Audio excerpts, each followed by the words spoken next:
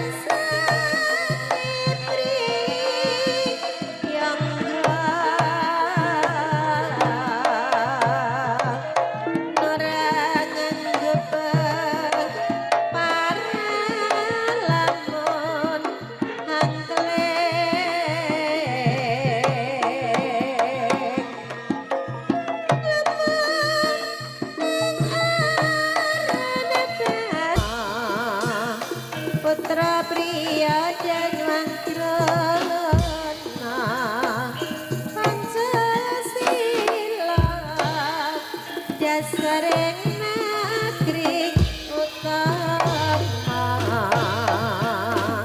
raning tanggung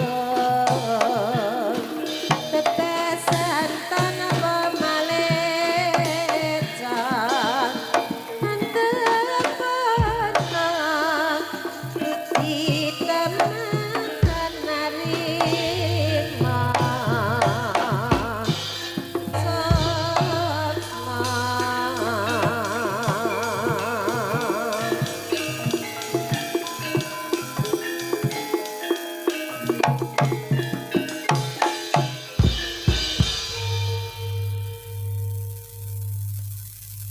wiwit yen mula aku ra wis kandha aku wong nista tanpa bondo di paripurnanipun pagelaran Wasana Sugeng Hamirsani nuwun nuwun.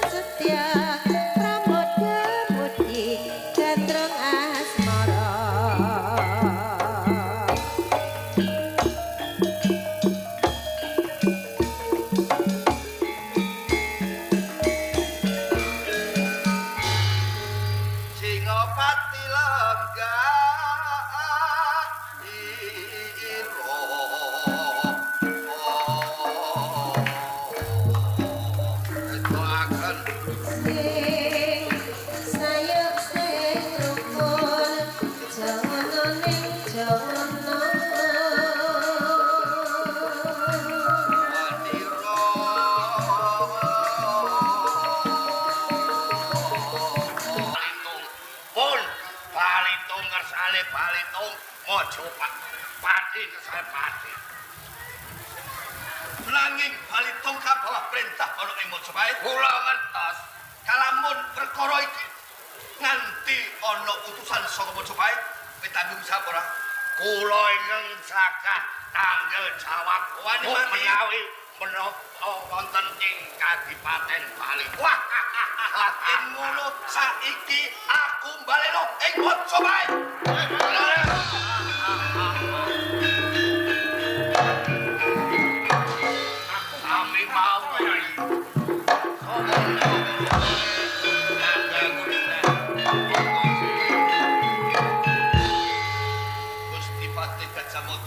Yayi Adipati Singawarman sami sugeng rawuhipun.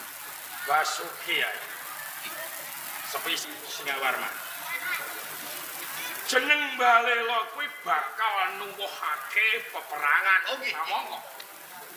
Balitung iku mung sak kadipaten sepira to tegane. Majapahit kuwi negara kang gedhe. Akeh prajurite ewu cacahe. Mung sak balitung pira. Yen to kowe nedya mbalelo ateges kowe ra eman kalawan negaramu lan kabeh kawulamu. Ing mengkono yen to tuwuh perang pangorbanan bakal gedhe mula yai. Aja nganti kok tutukake anggonmu nedya mbalela. Gelem marak sebulan sowan ana ing Majapahit yen to mengko ana ing Praja Majapahit aku kang nyuwunake pangapura tumrap sliramu. Boten pindhanipun kula tiyang kecok boten badhe kula tindak malih. Mila sekali mbalela tetap mbalela. Wis mbok antepi. Oke. Yai. Manggonku tumeka ning Balitung ora kaijenan nanging diderekke pirang-pirang bergodo prajurit saka Majapahit. Yen to slirahmu ora gelem marak seposoan ana ing Majapahit, kapeksa Balitung kowe.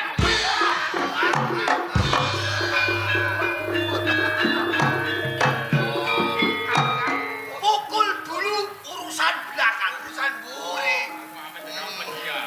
Mula kami kuwite. Ojo sobat kagelan. Papak lanjut kok coba kados ngene. Nyuwun pamit.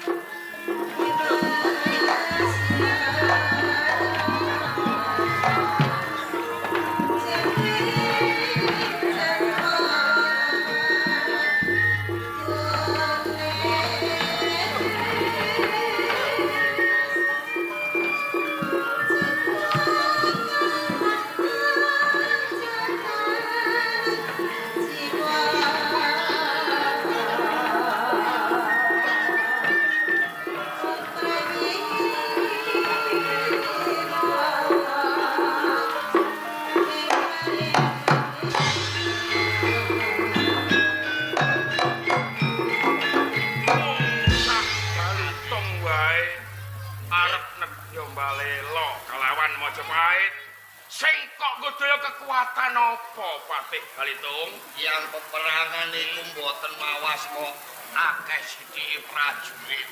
Nanging sampun temoho ingkang dados manunggal niku nggih kiyat kok.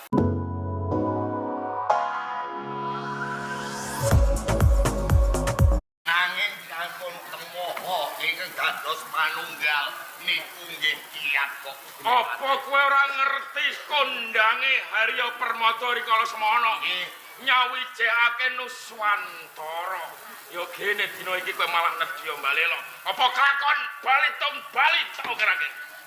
Wis dene Patih, panjenengan sampun milih ing wiwit dinten menika ngantos saringing Balitung iki tetep balela. Ngono mangsae. Prajurit!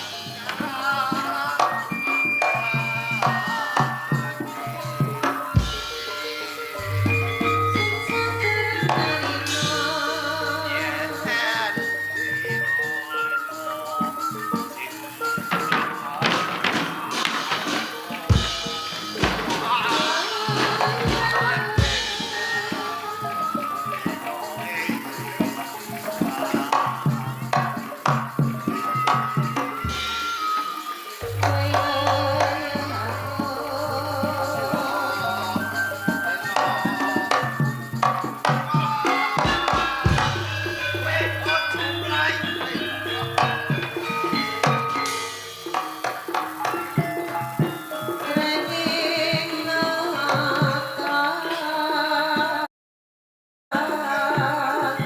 kenes kenes renging nata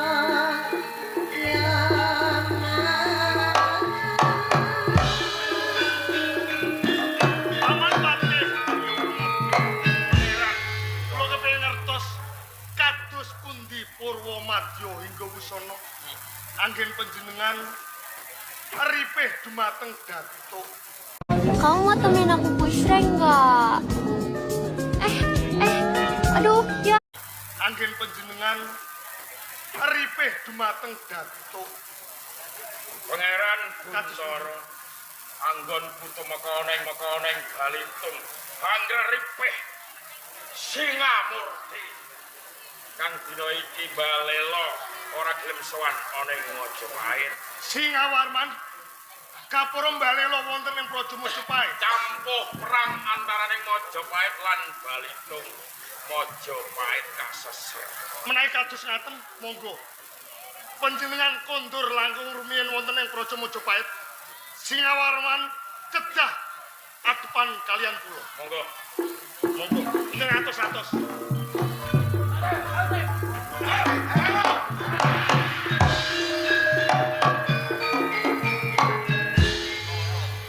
Singawarman, Ya. sing tak jaluk kelawan kuwi. Perang campuh wis dumadi. Ya. Mung kasirep cukup semene. Gelemo kowe bebarengan kelawan aku. Sowan ana ngersane Kang Mas Prabu. Tinimbang aku suwane Majapahit, alu gumblundong sirah tak rudon bareng.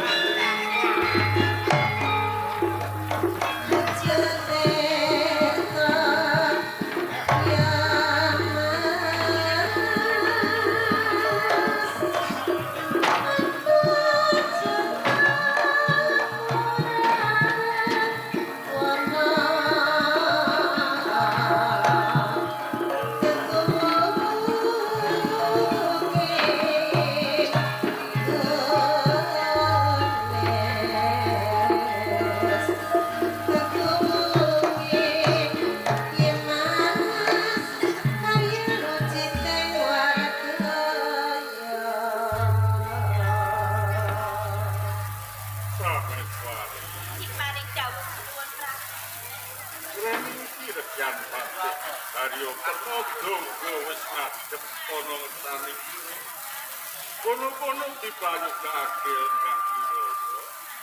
Wonten namung iwakaken jawi. Patih Haryo Pranowo. Sabda dalem sinuwun Prabu Brawijaya. Sawise Raharjo Suwaniro coba ing kene ingsun bakal sundut peta. Banjur kepiye Purwa Madya lan sanane? Rikala ing ngarep sira ingsun utus keng supaya nanjihake Adipati saka ing Balitung Datuk Singawarman kan ora netepi sowan ing kraton Majapahit. Banjur piye anjone? Kepareng matur. Sinuwun Prabu Brawijaya. Lepat seduwun pangaksama nandhal. Sakawit nampi dawuh nandhalem ingkang supados marak wonten ing Kadipaten Balitung nanjaken kenging menapa Adipati Singawarman ngantos tigang pisawanan boten marak sewu wonten ing Kraton Majapahit kalampah kawula tumapak wonten ing Balitung. Adipati Singawarman ing dinten sakmenika sinten piyambakipun ceklek ing penggalih jalaran panjenengan dipun gak momban cindeban silakan satemah kiyambakipun merong kampuh gajah gelar bondan jinggo matekang tan balelos Dadi kalukuan iki Katuk Singawanan balelo saka kraton Majapahit. menika leres Monggo sira uga ingsun kanteni lan wasesa. Purbawasesa sampun panjenengan samberaken wonten ing pundak kula kiwa lenteng. Kalampah campuh perang antawisipun Majapahit dalah Balitung. Kathahipun prajurit pinggahipun senopati dalah kula kiyambak.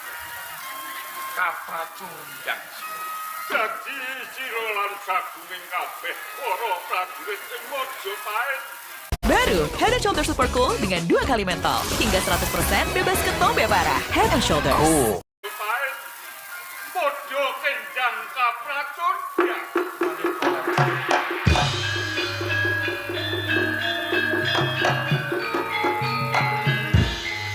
Monggo nalika semono aku go utusan lawan kadang Pangeran Bintoro. Nanti saiki kok yo durung bali ingkang sowan Kang Mas Prabu.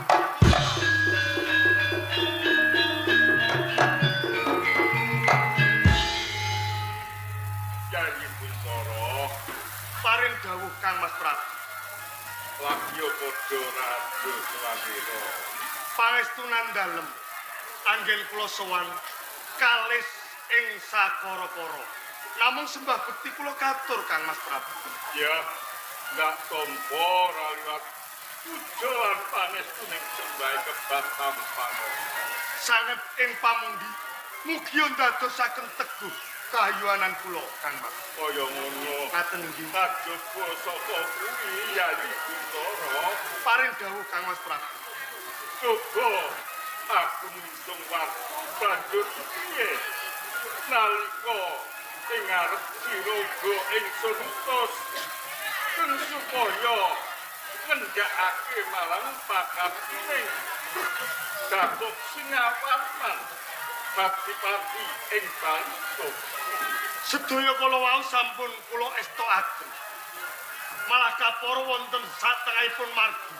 Mila kanthi menika sisa-sisaning gesang kula badhe kula abdiaken tumrap negari Majapahit Sri Prabu. Kaitan sing batin atus. Niki Ya, yen kaya ngono ing kalenggan iki sira ingsun wini sudo pinangka senopati agung ing kraton Majapahit.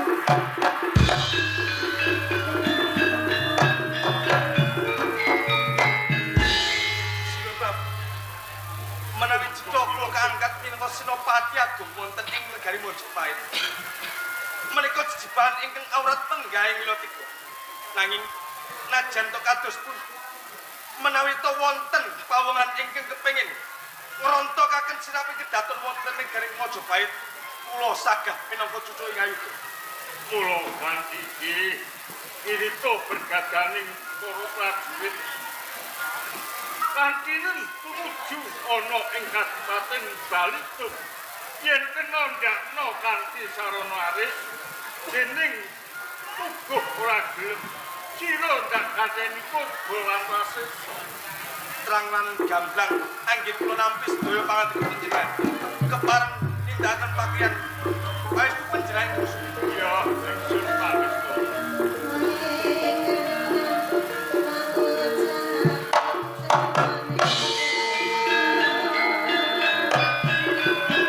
Kang Mas Prabu Wijaya.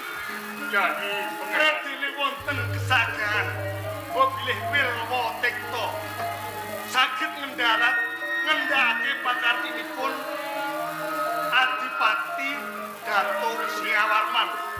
Bila dalem ingkang kula suwun ingkang sepados kula badhe nderek mlapati lampahipun Wilwa Tekto Kang Mas. Kaya ngono luwih prayoga ya. Sampai pangestu. Ya, ingsun pangestu. Ayo sama. Wiswana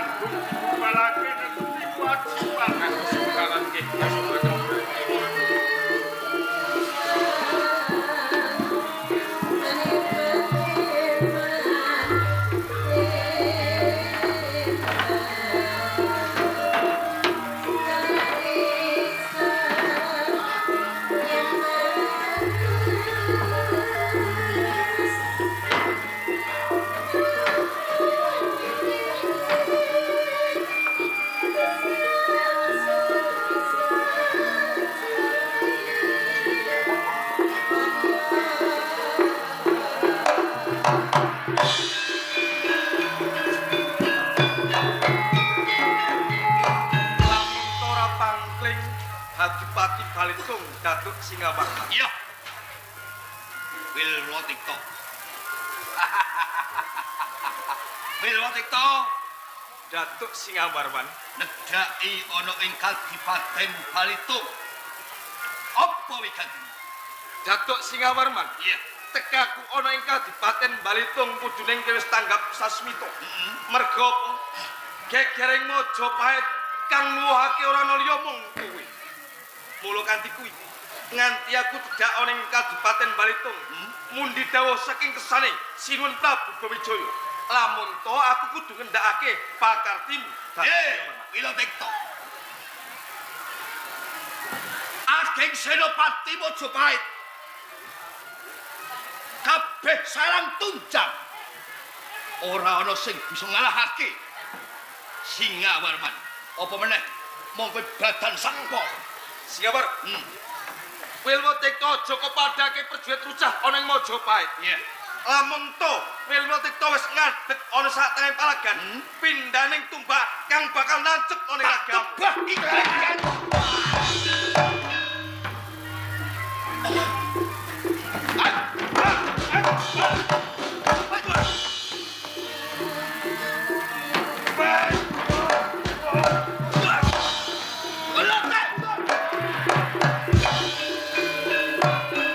Melayu aja nang dibakal tak pucuk. Datuk Singamarman, aja mlayu, Bang.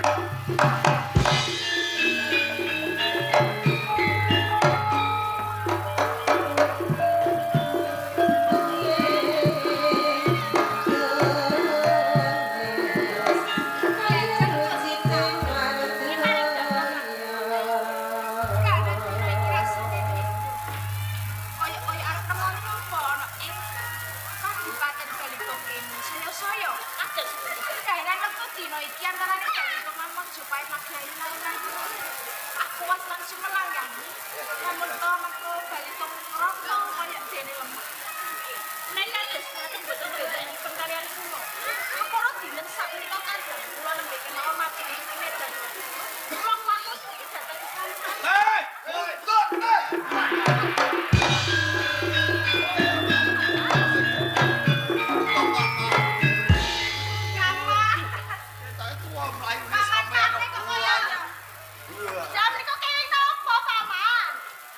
Iki mampet bergelut kepala ayam Yayi kadangipun Kakang Cut Intane Cut Mutiah kana Cut Yakin.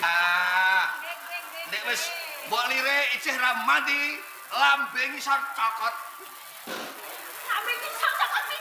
Napa teh ngisor niku enten lambene?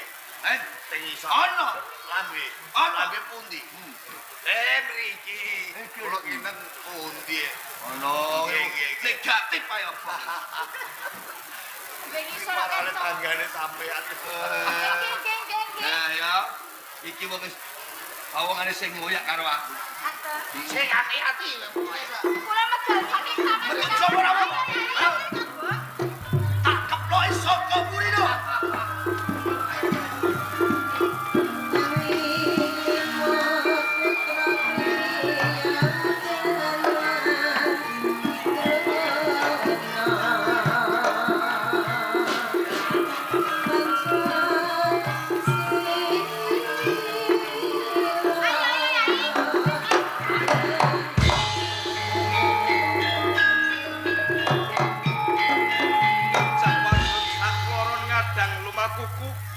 bakal mbujung areng playuning Datuk Singamarman.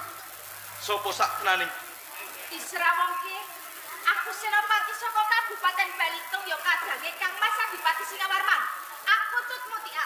Cut Mutia. Aku Tut Intan. Cut Intan kadange Datuk Singamarman. Ya. Ora nyono lamun to Datuk Singamarman duwe kadang sing rupane ayu-ayu kaya kowe sak kloron.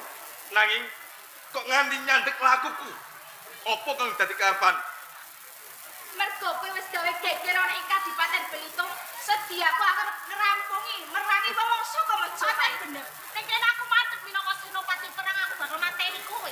Kaya ngono. Yen pancen niatku sing kaya ngono ayo aja meneh wong sak kloron. Kabeh prajurit Singamarman ana ing Balitung, kon ngadepi Welotikto. Ini mengko dhisik.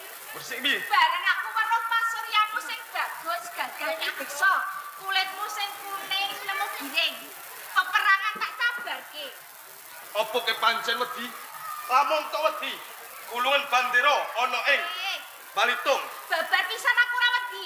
Perang tetep tak bacotke nanging ora perang adu kandeleng kulit. Nanging perang asmara. Perang asmara. Pancen bener. Tekane aku kepengen dadi bojomu. Pengen bojo. Gampang temen. Nggonmu ngejak ketemu wae lagi sepisan iki saya nembung tresno kepengin dadi bojoku. Kok ngene-ngene banget. Lho kepenak kuwi lho ya. Antasike badan sak jogo, duwe bojo loro ayu-ayu bleduk. Sesiji karo siji dibleduk. Enak to. Rupamu ayu. Terus aku gampang kapiyu lawan tembungmu kang manis manuhara. Gelem wae wotek to. Gelem penak-penak ya. Kowe yen gelem dadi bojoku. Ana lengsere kadangku sing jumeneng adipati kuwi. Kowe. Enak ta ora? Jejibanku durung ana karempungane. Durung paham sajroning atiku lamun to Datuk Singamorban. Durung gelem sowan ana ing Majapahit. Angel kambok iki. Angel iki. Arep apa? Gandrung ah. Arep gandrung. Penak ketoke timbang penak ning ngarep buni sing soro. Ora ora ngerti rasane to. Rasane apa? Rasane wis to. Pisan wis aduk terus. Tenan ta ora? Pantes. Kaya sira. Kok baju sing ngene kabeh. Aku seneng. Apa wae pancen iku?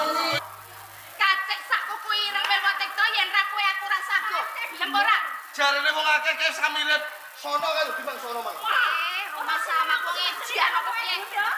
Tumindakmu ra bedane wong wadon mapan ning warung pelayan. Sok seneng lawan liyan dadak meksa. Ing kene najan to kaya ngopo aku ora bakal suci. Yen ngono kowe kudu mati saka tangan ayo. Perang ya iki dibacotno. Ayo kono kabeh. Ya. Wah, Ya.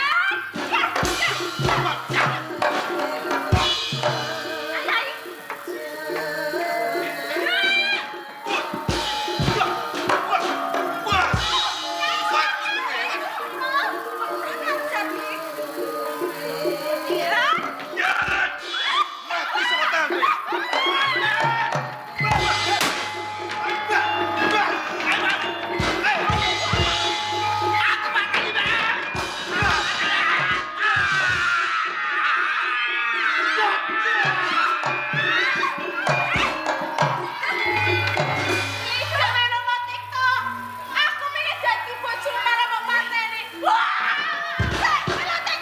Abi,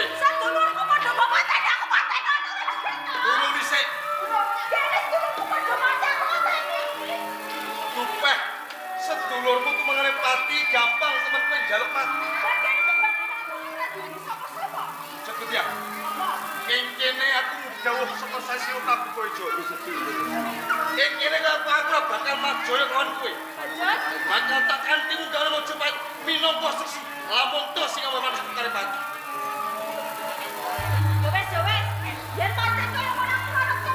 Tenan. Yen kowe kan bareng.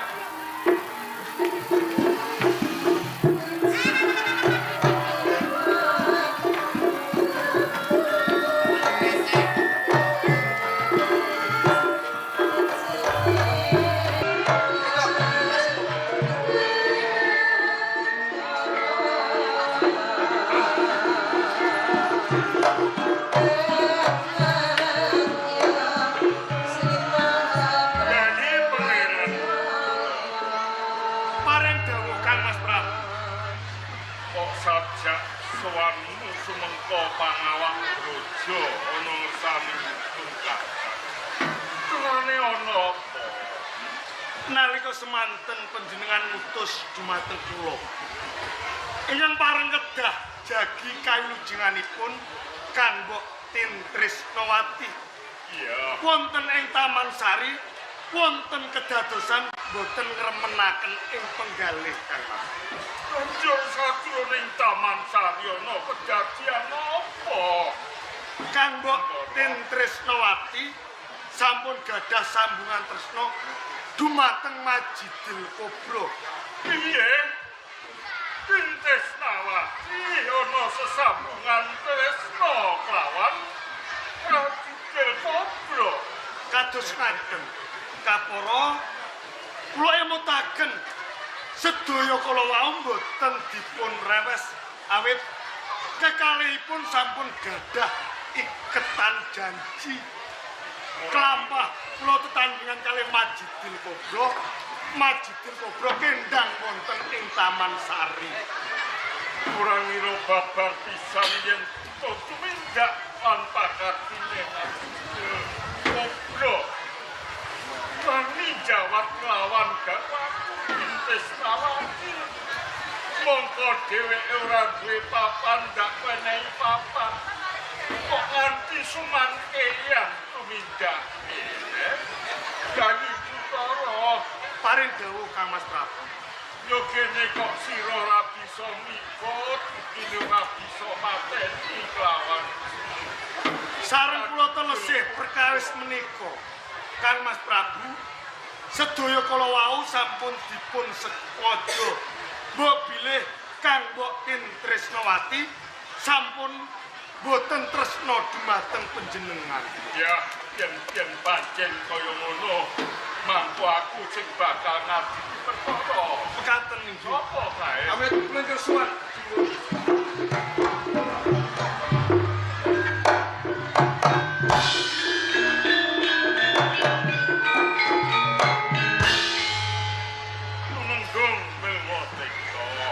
Niki sawising aso nafas coba aku kepengin miteran banjur kepiye nalika ing ngarep sira gak sampiri penungso dadi senopati perang ngadepi Adipati saka ing Kadipaten Balitung. Silo Prabu, pikantuk berkah sapaestu panjenengan. Dawuh panjenengan ing supados kula ngrangket Adipati Balitung menika sampun kelampahan. Balitung sampun bedah Silo Prabu. Kalungguhan iki Kadipaten Balitung wis bedah. Lah niki.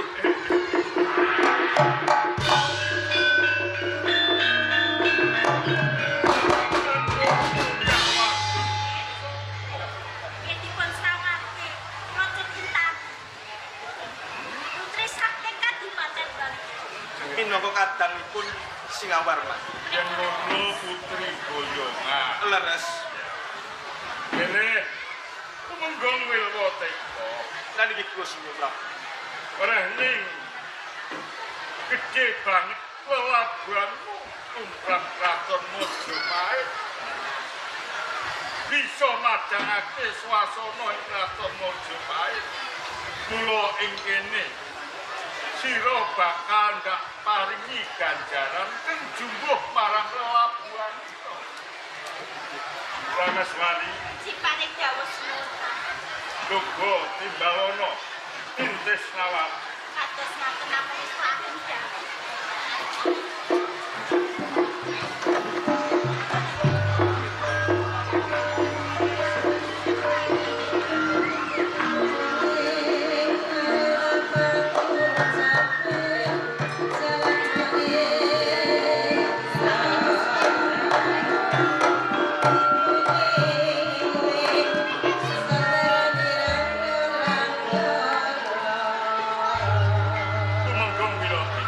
Sabtu katimbalan kula Sinu Prabu.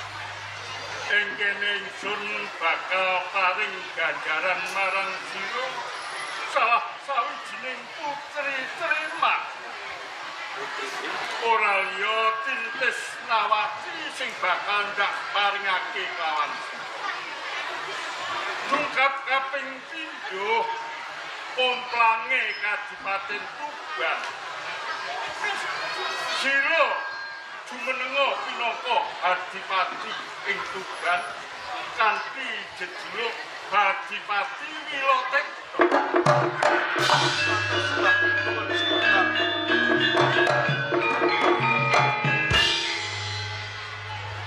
Tungkap kaping kae putri boyongan bakal ndak kersaan ndak pundet Panjenengan kersakaken.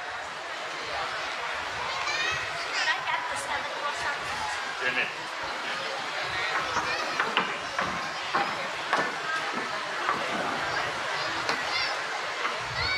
Wilotek. Oh, niki kula sinuwun. Saiki uga kena Tresnawati Surabaya ana ing Kabupaten Subang. Kados pekabeh. Namung ngestaken dawuh kepareng lumeser saking Paseban. Iya. Monggo semerekayu. Tresnawati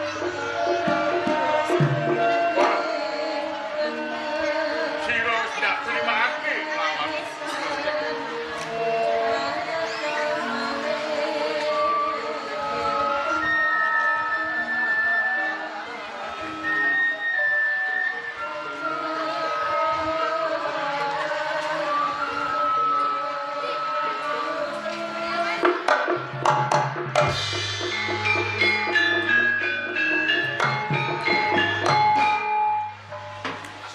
mergo aku rumangsa jember kadungan salah sawijining garwa sing nindakake menceng saka anggrek kautaman mula nganti dak terimakake barang siwil wotek Sampun pas lantrem awit Kang Mbok ing Tresnawati boten saged njunjung asmanipun panjenengan. nah kaya ngono Nuwun sewu Singan Prabu.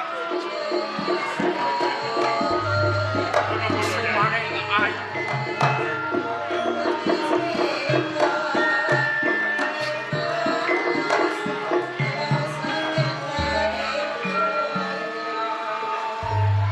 Yayi saya Pak Sabdonan dalem Pak Yogodo Basuki Ruang pangestu dalem sinuwun Prabu.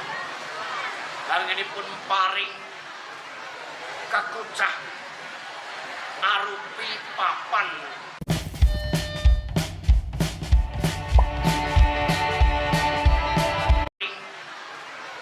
kakocah arupi papan pangginan sarta wewengkon Majapahit nandhalem siar agami boten wonten alangan satunggal punapa Rajukil Kobra ing papan kono kampel dento bakal ndak paringke kelawan sira Yayi.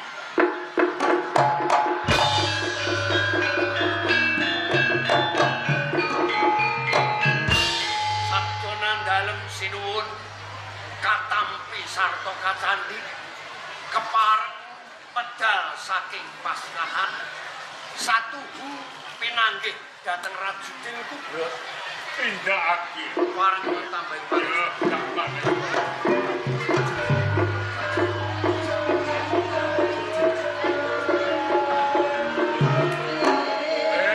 sinuwun Prabu Brawijaya. Sira Yayi Kutara Paring dawuh bisa ngaku bangke ya padha ngayahi kuat ngatur sampe pangestu. ya.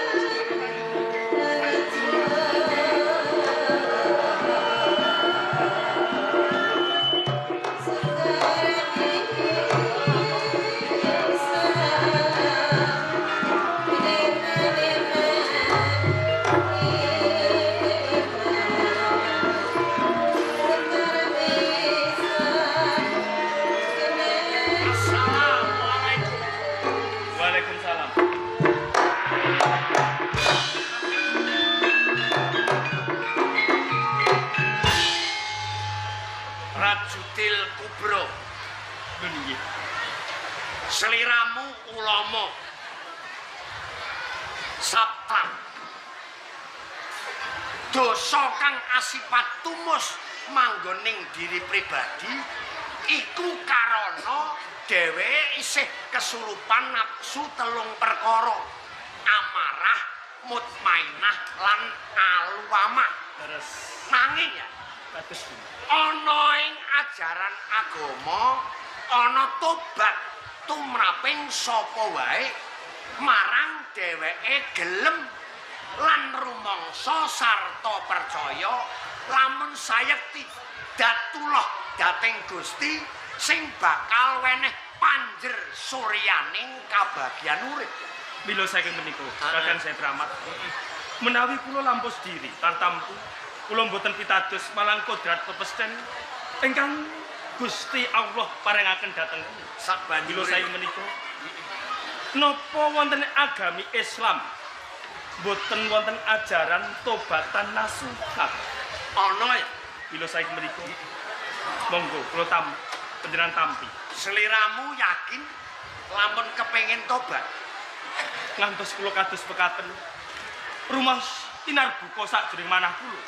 Menawi kepareng kula badhe tobatan nasuka mboten badhe kula ambali tumindak kula.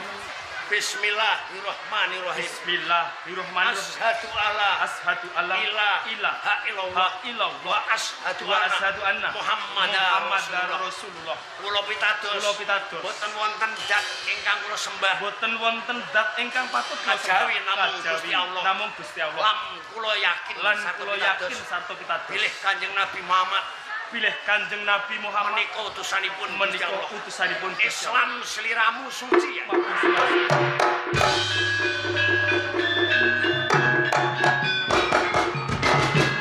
Kangge pandebuse dosa kula lajeng margi kados pundi malih kula kepengin keluaraken sedaya saking perkawis-perkawis wonten ing donya menika kanggo ngilangake jembering asmamu ana ing Majapahit.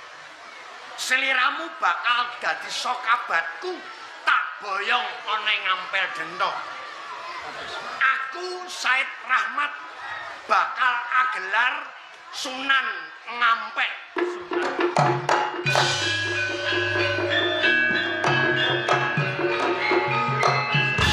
Seliramu bakal tak suwun melu siar agama, bakal tak wenehi gelar Said Kalam utawa Kiai Soleh.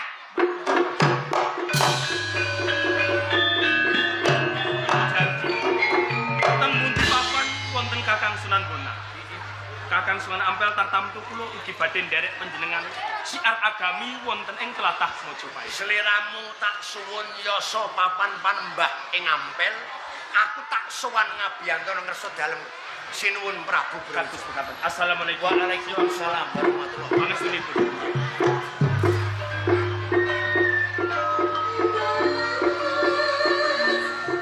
Bismillah. Tawakkaltu 'ala Allah la haula wala quwata illa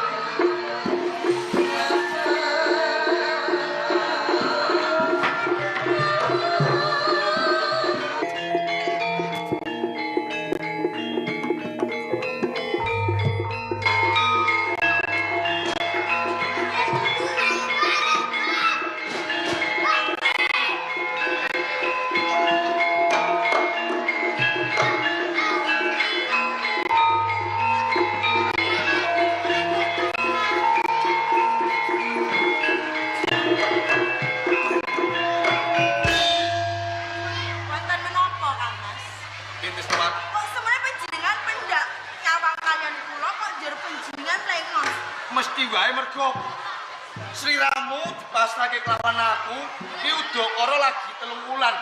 Lho, kok wis meteng 8 wulan. Lah sisane kuwi sing gawe sapa coba? Panjenengan takap bab menika. Janipun kudune panjenengan iki pun rasa. Rasa bape. Nalikane panjenengan kuwi mau dipasrahi kula kalian Sinuwun Prabu Brawijaya. Kenapa panjenengan boten kegawe? Nalika panjenengan njaluk kalian kula, pendak-pendak panjenengan kepal kalian kula, napa panjenengan boten krasa? Nanging kabeh mau cetha. Cetha perkara iki lamun to Sinuwun Prabu Brawijaya kuwi madharake kelawan aku. Mene putih priman wae kok dadak wis mbobot. Bab iki aku ora trimo. Ora trimo, kok panjenengan ora trimo aja karo aku, Kang Mas.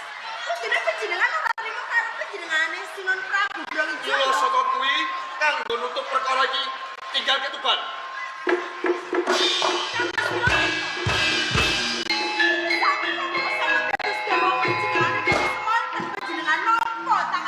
Mergo sekor masa kuwi sing suci. Kulo kan iku. Ora bisa cetak kanggo tim Kristus tinggal ketuban. Tinggal ketuban. Arep menyambut anak putu iki.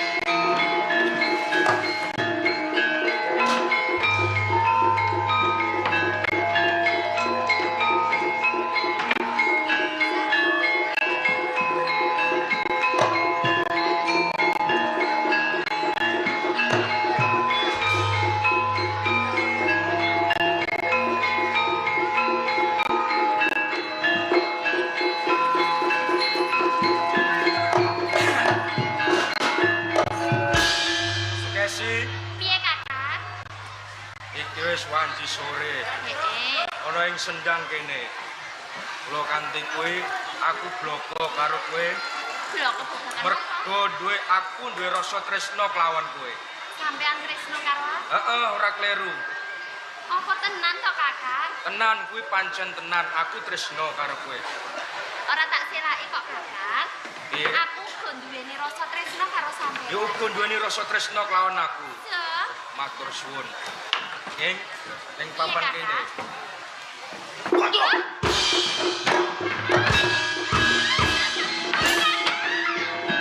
Larak. Sukesi, madang, Sukesi.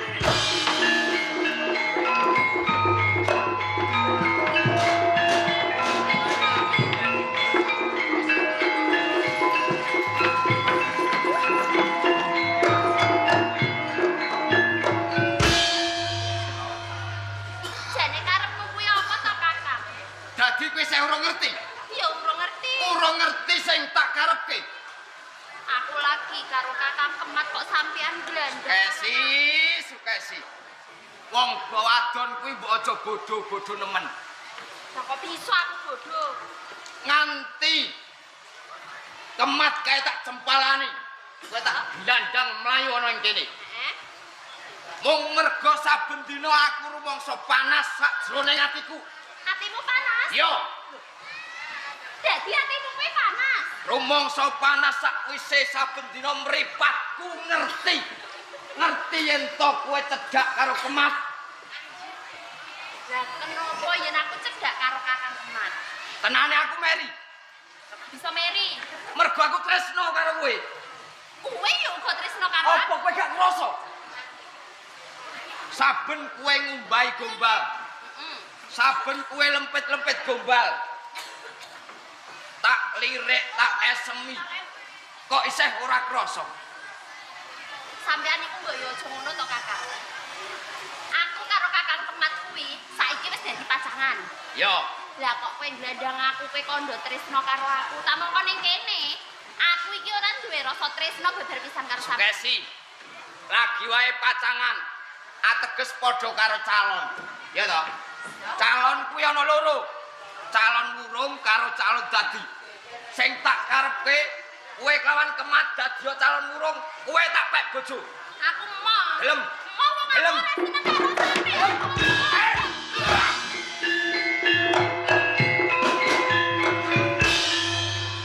Pampremu apa nganti kowe nempiling aku? Pamrihku yen kowe mati. Sukesi tak pek bojo. Kena kowe ngepek bojo Sukesi. Nanging ngertenono. Piye? Sukesi iki katresnanku. Yo, aku ngerti. Kene apa kowe ngawani cedak karo Sukesi? Gon kuwani mergo kowe sing jalari. Gonmu caket, gonmu cedhak lawan Sukesi mung tansah katon ning mataku. Oh. Jebul kowe meri lawan aku. Iya, Dan pancen kowe ngepengane Sukesi. Mungsuhmu dudu sapa-sapa nanging aku tak tebah dadamu jengkelang.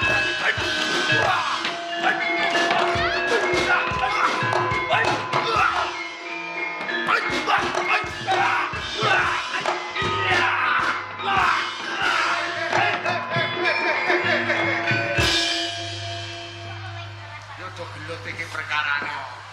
Perkarane Kemat kalih Sukesi Bapak Bergodo. Lah ngopo? Wong loro kae wis wani andum seh sini sehan. Nek kowe bocah loro gelem ngaji ana ngampel, besok dadi santri kang soleh, mengko anakku ben milih antarané kowe bocah loro. Ngaji teng ngampel dados santri kang soleh. Lho iya mesti. Nyuwun pamit tambahin pangestu. Iya ya, hati-hati. Saiki terus ke lemu mbah-mbah.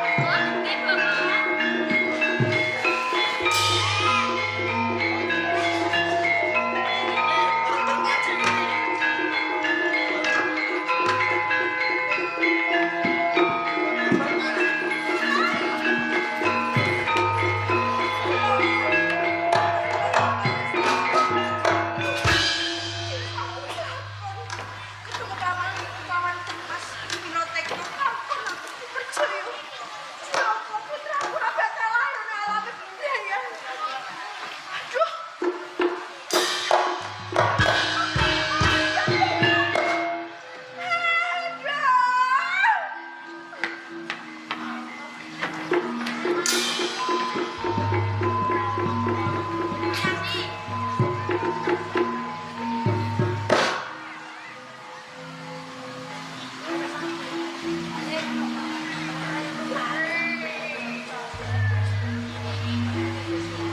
Tintis to mati! Pada! Wis lakon babarake punang Jabang. Ing kene mah najan to kuwi wis ngemban punang Jabang iki mergo titismu. Kampus. Aturan persi. Kunang Jabang menika mboten gadahi kalepatan menapa-menapa. Ora idep Pun-pun epita. mergo kowe luput kowe pranatane Kabupaten Tuban. Najan dikaya apa bakal tak serang.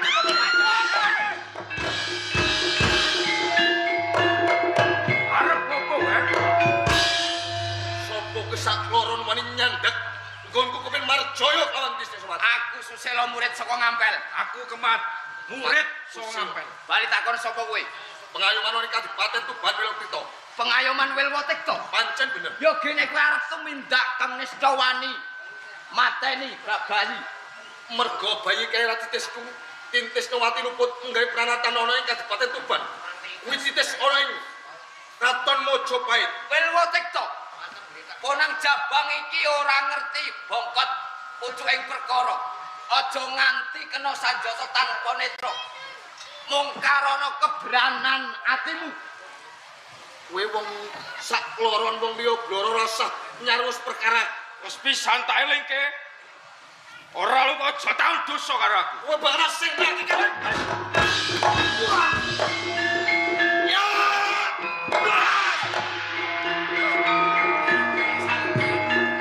Kowe ora bakal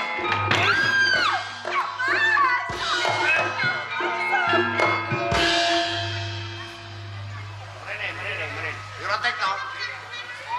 kados nangam. Arto apakmu Jabang? Menika mboten Titis kula tatamtu badhe kusirna. Nek kowe arep mateni Jabang bayiku, aku tak takok. Kowe selagi duwe kapitayan, terus salahe bayi kuwi apa? Mergo bayi menika sing ngandhut Tintis Nowati sampun bandhek sinah sepisan. Sino Prabu Brawijaya. Ya. Ingkang angka kalih. Prajidil Kurba. Ya. Kaping 30. Mboten wonten ginanipun. Kula nggadahi putra kok titisen putih yang 3 menika mboten Aku wonten. tak nyuwun pirsa. Nalika Kusumane Ayu Tintis Nawati dadi putri Timan, ngerti nek kuwi bekase wong loro kok kowe gelem nampa. Oh. Nuwun sewu, nggih awit rumaos kula menika tasih suci. Sampeyan dalem peparing marang sliramu. Iku dudu kenya kang suci. Kusumane Ayu Tintis Nawati kuwi garwa dalem sinuwun Prabu Brawijaya. Nggih. Saumpama iki ana titis, iso wae iki titismu. Mboten wonten. Iso wae iki titis sing Rajudil Kubra, iso wae iki titis sing sinuwun Prabu Brawijaya. Nanging kula tiba mburi Mboten wonten kok titise tiba mburi mboten wonten. Dating Gusti kang asipat koma dadi kuwi ora kudu milih sing mburi utawa sing arep. Lamun wis ana tembung kun fayakun dadi ana. Lah, iki mesti bisa wae titi sing Brawijaya, bisa wae titi sing Rajudil Kubra, iso wae titismu. Titis kula. Nek kowe arep mateni jabang bayi, iki sampean nerah hukuming kapitayan agama Islam sing kaping 3. Al-Isra'u billah wa ukul walidaini wa khatrun nafsi memateni sing ora dosa lan perkara. Tundone bayi sok ben wa ukul walidaini wani karo wong. Jabang bayi ora dosa. Sampeyan kudu negawa nerima. Coba. Sak menika sampun tilar buka. Najen to kados pundi kula nggih nate sambungan tresna kaliyan titis. Nah, sipating wong tuwa nek iso paring donga weneh pusaka asma ora banjur dipateni.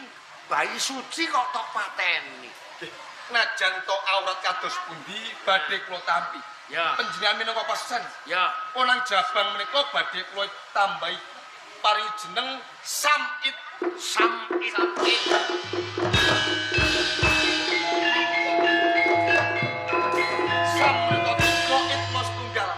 Wong wadon siji sing ngeloni wong telu. Samit sam telu it siji.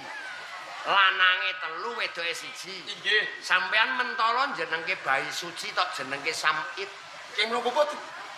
Mergo ing mengkone bocah iki mau ora bakal dadi bocah sing lugu.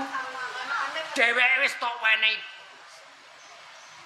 lelakon kang ala, tok sangoni jeneng kang ora becik.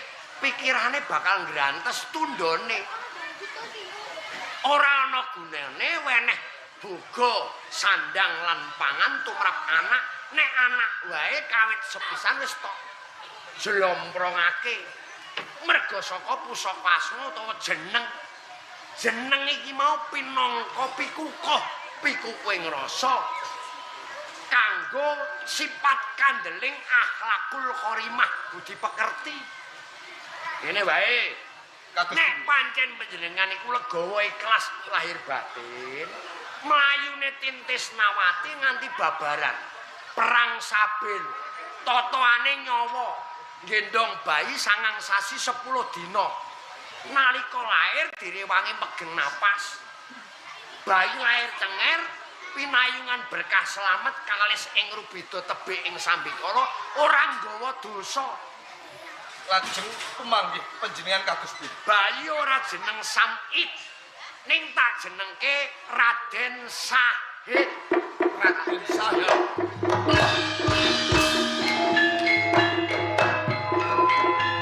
Sahid kuwi suci. Suci ati, suci pikiran, lan suci pakarti. Sapa ngerti suk bening tembe wuri, mikul dhuwur mendem jero rak ya ngono ta ya? Nggih, menika setuju apa ora? Sarujuk sanget. Kanjeng Sunan. Ya, sak menika kula ngenggono kula badhe nampi Tintisnawati dados garwa wonten ing Kadipaten Tuban. Nanging kula suwun Tintisnawati aja sepisan-pisan sakjroning pamikirmu mikir wong lanang sing rikala semana bandhek sinah lawan kowe. Pun mboten kula pikir malih Kang. Tenan. Sak menika mun panjenengan mawon sing kula pikir. Ditenono anggere sih anan. ana patuladan Allahumma firli wali walidaya warhamhuma robayani soiro. Gusti Allah kang kuwasa mugi ngapunten kula tuwin ibu lan rama kados kula tasih alit kaya bayi. Rampunging cerita iki biyen bisa kanggo tepo palupi tumrap kita sami, khususon warga masyarakat ing Keben, pemengkon desa Mbugel. Bisa sing ala dibuang, sing apik bisa kanggo tepo palupi supayane anak-anak putu kita sami ing tembe wuri bisa kanggo kaca brenggalaning warga. Bisa kanggo kaca brenggalaning agama lan masyarakat. Panutupe ngatur sikumbanap sidita kula. Wassalam.